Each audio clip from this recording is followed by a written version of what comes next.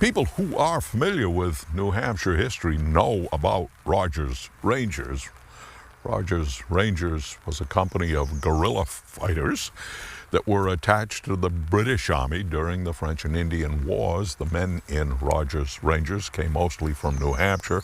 Their leader was Major Robert Rogers, who grew up in what is now Dunbarton, New Hampshire.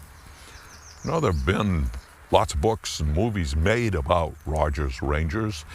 New Hampshire's General John Stark himself was a member of Rogers' company. Spencer Tracy played Major Rogers in the 1940 film entitled Northwest Passage. But in the end, the Continental Army did not trust Robert Rogers. His loyalty was thought to be with the British, and in some ways it was. But did you know there was another company of Rangers that in its time was fully as famous as Rogers Rangers? The company was created not for the French and Indian War, but rather the Revolutionary War. That is, revolutionary. 1776, two brand new companies of Rangers were formed at Fort Ticonderoga in New York. These companies were put under the command of Captain Benjamin Whitcomb, and that's how Whitcomb's Rangers came to be. Captain Whitcomb, like Robert Rogers, had first fought in the French and Indian Wars. He enlisted as a private in 1775, and he turned out to be an exceptional soldier. He served under General Amherst in the expedition against Montreal, and when the Revolutionary War broke out, he became a patriot.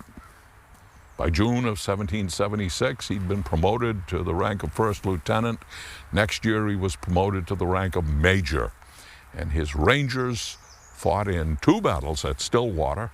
After that, they fought in Hubbardston and then Bennington with General John Stark. Whitcomb's Rangers were among the most dangerous enemies the British had, and there was a large reward issued for his killing or his capture. And you know, he was in fact captured. It occurred after the British sacked Royalton, Vermont. But then Major Whitcomb managed to escape. He was quite a guy. After the war, Major Whitcomb came home to the place he would live for the rest of his life. He became a justice of the peace, a selectman, and he was honored for his service for the rest of his life. Major Whitcomb died in his sleep July 22nd, 1828, at the age of 91.